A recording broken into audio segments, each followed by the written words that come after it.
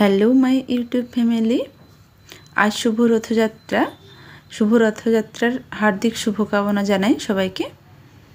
আজকে নিরামিষ আইটেম, তো চলুন কী বানিয়েছি বলে দিই।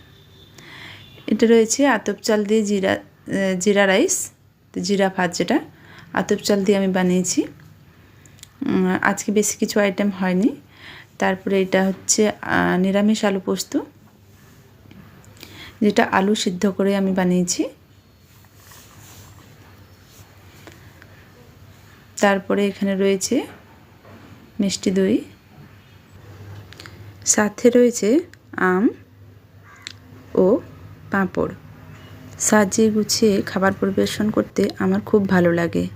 খুব সামান্য আয়োজন, তবে তৃপ্তি করে খাওয়া যায় যদি সুন্দরভাবে পরিবেশন করা হয়। আজকের এই সামান্য আয়োজন আপনাদের কেমন লাগলো?